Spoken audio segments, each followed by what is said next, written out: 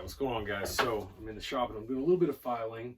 Right now what I'm doing is angling the cutter pegs. Here, let me just show you guys. Okay, so straight out of the water jet, it's all very flat. So essentially what happens is these cutters cut the wood fibers, and then this scrapes them out, and then the noodle runs up in this direction. So what you do is you kind of hollow this backside out, and it lets the noodle pop out this side easier. That way it doesn't just stay bunched up in there. And what a time-consuming process this is. So far I have done 1, 2, 3, 4, 5, 6, 7. Seven cutters on this side. Then I have to flip it and I have to do the reverse side. That way on the pull stroke the noodles fall out this side of the saw, and on the push stroke the noodles will fall out on the other side of the saw. And I'm pretty sure I'm doing that right. I'm copying, I have several of these peg and raker racing saws, and I'm basically just trying to mimic those. And I also don't know if this is the right first step, but I would imagine it is. I mean, you know, I'm trying to get this out of the way before these teeth are sharp. And I ran into another issue. Let me show you. So I have two of these kind of raker depth gauges here, and neither one work. This one is too wide here to fit between the cutters, and this one is as well. You can see it just doesn't, they just don't fit. So I did what any sensible gentleman would do, and I'm in a bidding war on eBay right now. Actually, I may need to end this video because that auction ends in just a couple minutes. And it's one that's significantly smaller than these, and it's also far more adjustable than these ones right here are. So that's my next process. In fact, let me end this video real quick, check on that, and then I'm gonna come back. Okay, well, I won. So that should be in the mail hopefully sometime this week. Yeah, it's an old Simmons. It's far more adjustable. I'll show you guys whenever I get it. So now I'm going to show you guys a close-up. I got my tripod here. I'm going to show you guys a close-up of how I'm kind of hollowing these little gullets out. Okay, so this camera stand could not be any more in my way. So I've already got this one right here done. I'm going on this one. I went ahead and I marked the side just so I wouldn't forget. Because I actually started filing the wrong side whenever I first started, so I just went through and marked them all. Now, I don't have a particular angle I'm doing this at, and that could be wrong. Like I said, you know, I really don't know what I'm doing.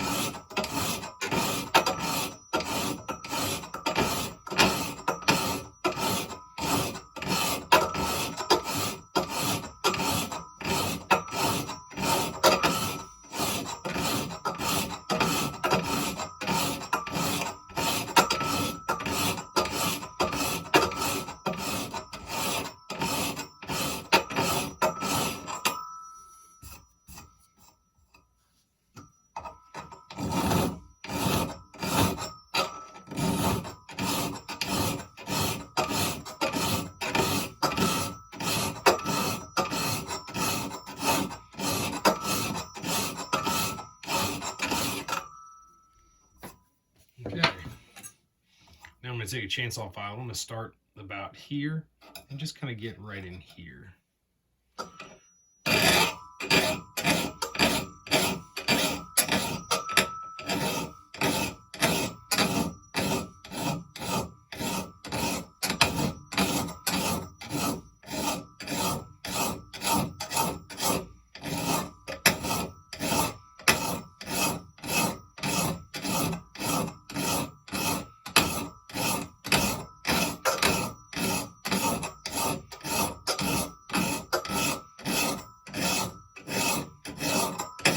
Kind of hard to do with this tripod right here, but that's basically it.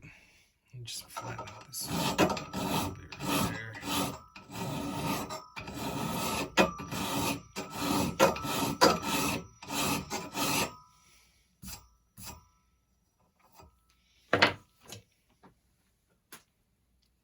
now I'm just taking some of this sticky sandpaper here. This is just, I think it's 220 grit, or no, this is 120. And I'm just kind of wrapping it around this old worn out round file and just kind of getting the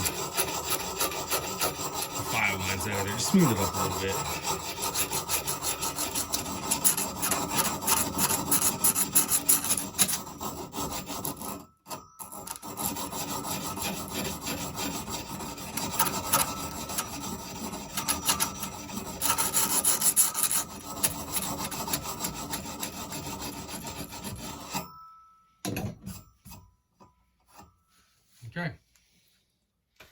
Okay, so yeah, I've got to do that 22 times on one side, then flip the saw and do it 22 more times. So yeah, I've got my work cut out for me. And today was kind of a busy day. We had one of the kids' birthdays today, one of our birthday parties. And, you know, we had all that to go with. I've just been kind of coming out here little bits at a time and working on it. I got 9 of them done on one side. So still have a lot of work to do. And also, I now have 1, 2, 3, 4, 5, 6,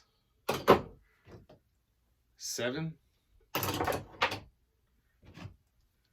8, and 9 of these tooth setters, and not one of them is strong enough for this deal.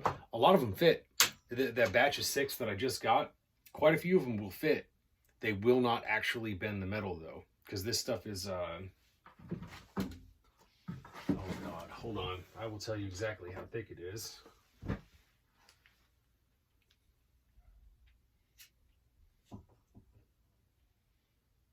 It is 0.12. 0.12. So small 11, big 12 gauge. Yeah, it's just it's too thick and it's too hard. These old tooth setters are just, you know, they're just designed for thinner material. And honestly, I know that a lot of guys, they use split gauge, they use like 13 gauge for these saws. And I do have, this is actually that. It's still kind of crudely packed here, but this is the big sheet of Uddelholm. Let's see if you guys can read that. Oh, knocking my light around. Uddelholm triple aught. This is like, God, this is like 76 inches or something like that. This one sheet was. And that's the next saw, and that is 13 gauge steel. So that will, these tooth setters will work for that, but this stuff right here is just a little bit thicker. I may resort to like a hammer and a punch. I may have to. One thing that I did attempt, I went to the store and I bought a brand new crescent wrench, and I don't know where it is for the life of me right now. Oh, I know where it is. I actually took it out. I was working on my lawnmower with it. Another thing that ate up some of my time today. But yeah, I used a crescent wrench, and I just slightly bent a couple of these teeth here. Now, that's probably not preferred. One good thing about these tooth setters is they're relatively consistent. But what you do with these peg and raker saws is a lot of guys will use like a spider gauge on the back of each tooth to make sure that they all have the same amount of set. And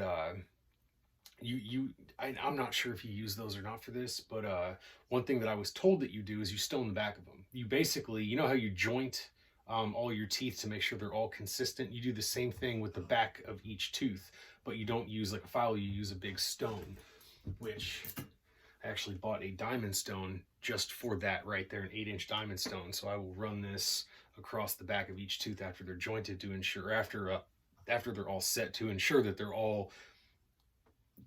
they all have the same amount of set in them. So I may just stick with the crescent wrench because it did work. I got a couple of them set. I got 4 of them set here, and yeah, you just got to be a little bit more careful with it.